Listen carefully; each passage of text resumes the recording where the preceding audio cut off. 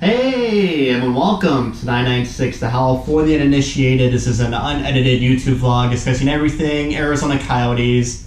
You got to applaud that effort. A way better outing for the Arizona Coyotes. Too timid last game, too much defending. Offense was non-existent, and this game they come out of the gate fast, hungry, putting shots on net, testing Grubauer, having much more offensive zone time. But again, come up short.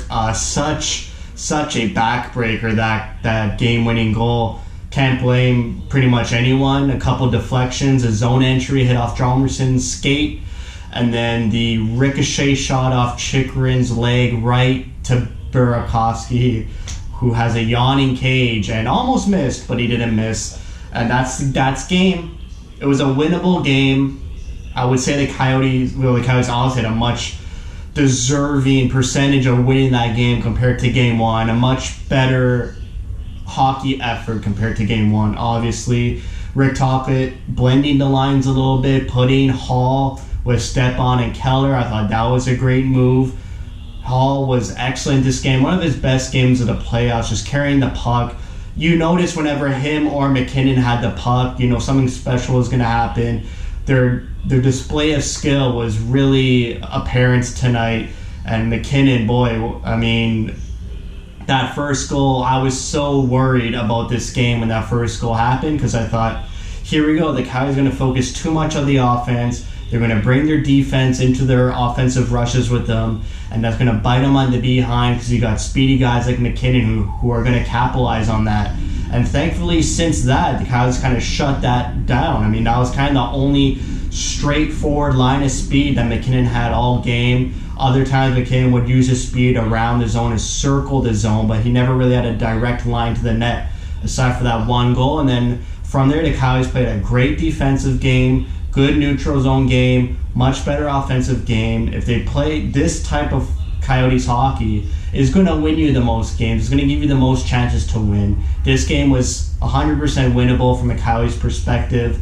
Unfortunately, a lucky bounce, a lucky break kind of broke them. They hit the post twice. The Avs hit the post too a couple times.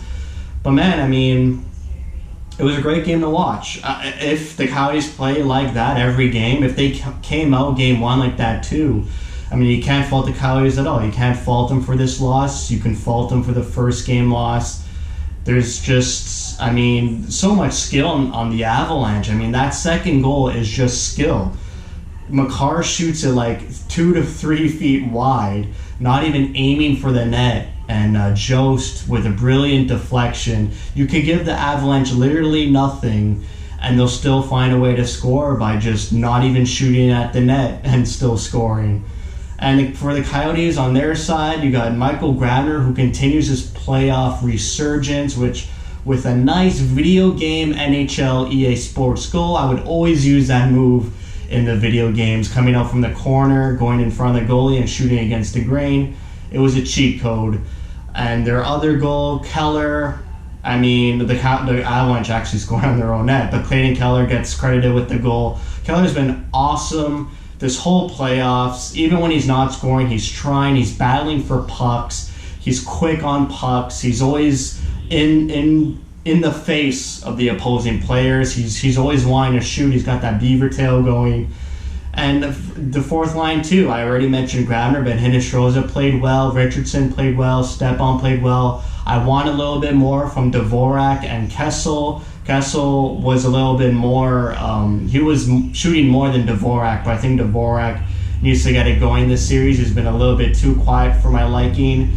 Defensively, like I said, it was great. Kemper played awesome. I can't really fault him for any of those goals.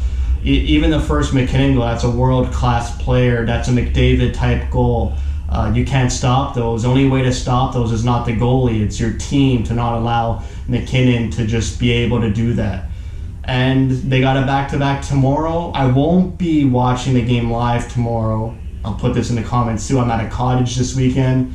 Who knew booking a cottage in August there'd be playoff hockey? But I'll be watching it Sunday night on demand, so there won't be a video tomorrow, but they got a back-to-back.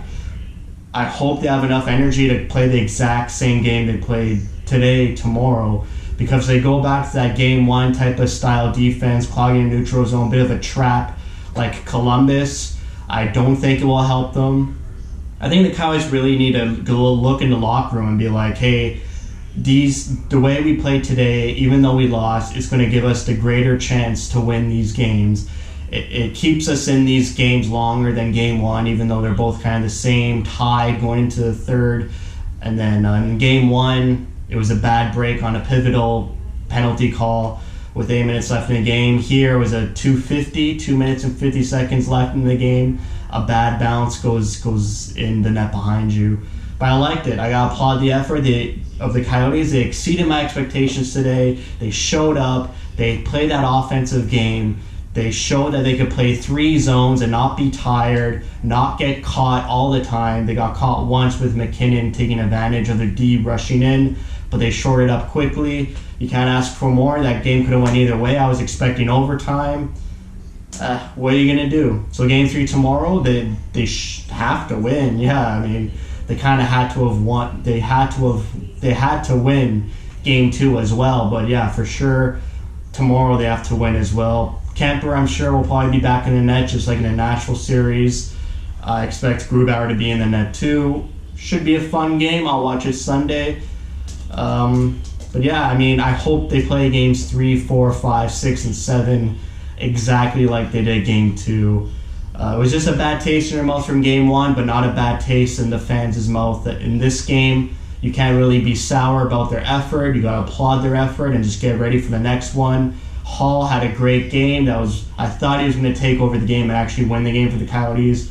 It seemed like a heart performance by Howl, just taking control of this game. Unfortunately, they couldn't get the W, but there's always tomorrow. So that's it for me. Thank you for watching. No video tomorrow, and thank you for your support.